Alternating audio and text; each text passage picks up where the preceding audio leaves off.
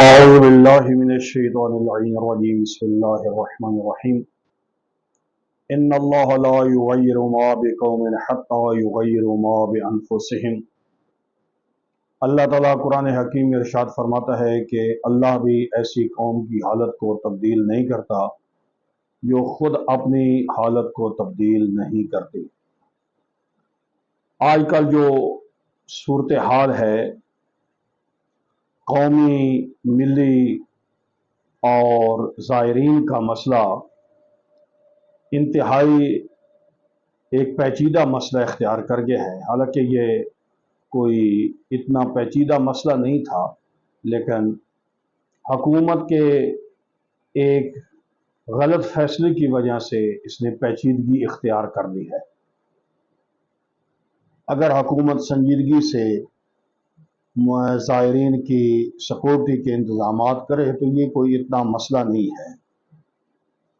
اور شیعہ کمیونٹی کی طرف سے خصوصاً قائد ملت جعفریہ علامہ سید ساجد النقوی کی طرف سے بہت زیادہ سنجیدہ کوششیں ہو رہی ہیں کہ یہ مسئلہ مذاکرات کے ساتھ حل ہو جائے، کوئی ہنگامی صورتحال پیدا نہ ہو جس میں احتجاج، سڑکوں کو بند کرنا، یہ یعنی اس کی طرف ہمارے ہمیشہ سے علماء کرام نے جلد بازی میں احتجاج کی صورت کو اختیار نہیں کیا۔ صاف ظاہر ہے کہ جب مسئلہ نہیں مانا جاتا، گفتگو کے ساتھ بات نہیں مانی جاتی، تو پھر آخری آپشن احتجاج ہی ہوتا ہے۔ عوام بیچاری کیا کر سکتی ہے؟ تو لہذا قائد محترم کی طرف سے بہت زیادہ کوششیں جاری ہیں، مذاکرات جاری ہیں، اور کوشش یہی ہے کہ بات چیت کے ذریعے سے یہ مسئلہ حل ہو جائے، اور حل ہونا چاہیے۔ حکومت کو چاہیے کہ اور زائرین کا یہ بنیادی حق ہے کہ وہ اس کو اچھے طریقے سے حکومت سنجیدگی کے ساتھ لے گی تو یہ انشاءاللہ زائرین کا حق ان کو ادا کیا جائے گا۔ باقی رہ گیا کہ ہمارے جو بڑے ہی عجیب و غریب لوگ ہوتے ہیں جو سوشل میڈیا پر علماء کو مشورے دیتے ہیں۔ سوشل میڈیا کسی بھی قومی مسئلے کا حل نہیں ہے۔ یہ کوئی پلیٹ فارم وہ نہیں ہے کہ جہاں پر قومی مسائل کو حل کیا جائے۔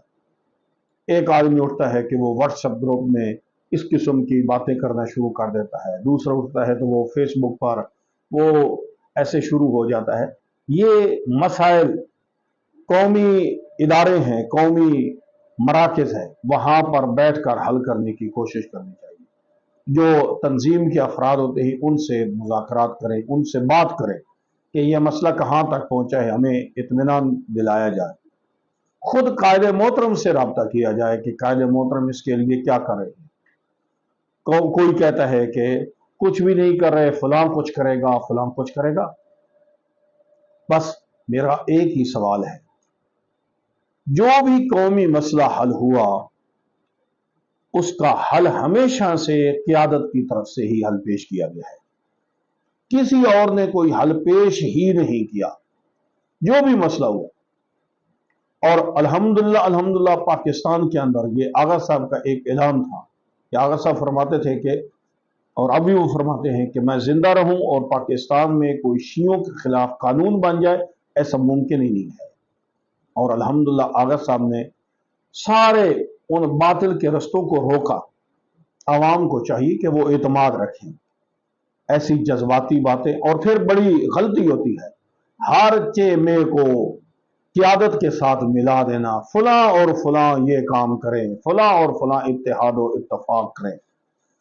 قائد محترم سے جو لوگ جدا ہوئے، ہمارا ان سے ایک سوال ہے، کتنے سال ہو گئے ان کو جدا ہوئے، انہوں نے علیحدہ سے کون سا کام کیا سوائے قوم میں انتشار پھیلانے کے؟ انہوں نے کوئی کام نہیں کیا، کوئی خدمت نہیں کی، صرف قوم کے جوانوں کے ذہن خراب کیے اور علماء سے دور کرنے کی کوشش کی ہے۔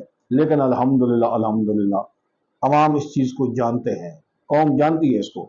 اگر سنجیدہ حل پیش کیا جائے گا تو وہ ہمیشہ قومی قیادت اور قومی پلیٹ فارم سے ہی اس کا حل پیش کیا جائے گا۔ اور سنجیدگی کے ساتھ یہ بات سمجھنے کی ضرورت ہے کہ قیادت الحمدللہ مفتی جعفر حسین صاحب، سید محمد دہلوی اور قائد شہید اور موجودہ قائد علامہ سید ساجد علی نقوی صاحب، الحمدللہ ہماری ایک علمی قیادت ہوتی ہے جس کی حکمت آمیز باتیں ہوتی ہیں، حکمت کے ساتھ وہ چلتے ہیں، اور پھر ہر ایک آدمی کو جو تھوڑا سا اختلاف کرتا ہے وہ ادھر کھڑا ہو جاتا ہے، اور پھر وہ اور اس کی اختلاف کرنے کی سب سے بڑی وجہ بھی یہی ہوتی ہے کہ وہ چاہتا ہے کہ میرا بھی نام دیا جائے، تو لوگ بھی یہی کہنا شروع کر دیتے ہیں فلاں اور فلاں کا اتحاد ہونا چاہیے۔ قیادت کے ساتھ دوسرے آدمی کا نام لینا یہ سب سے پہلی کمزوری ہے۔ قیادت کے پالیسیوں کی طرف متوجہ رہیں، سب عوام کے لیے ہمارا یہی پیغام ہے کہ وہ قیادت کی پالیسیوں کی طرف متوجہ رہیں، قیادت کی آواز پر لبیک کہنے کی کوشش کریں، تو انشاءاللہ یہ مسئلہ بھی حل ہو جائے گا۔ پہلے بھی مسائل قیادت کی طرف سے ہی حل ہوئے ہیں، اور اب بھی یہ مسائل سب قیادت کی طرف سے ہی حل ہوں گے۔ اس لیے اپنے اندر کمزوری پیدا نہ کریں، اور نہ ہی ہر آدمی کے پیچھے نعرے لگاتے ہوئے پیچھے دوڑ پڑے۔ آپ قیادت کی آواز کی طرف اپنے کان رکھیں، جو آواز بلند ہوتی ہے اسی کی طرف متوجہ رہیں۔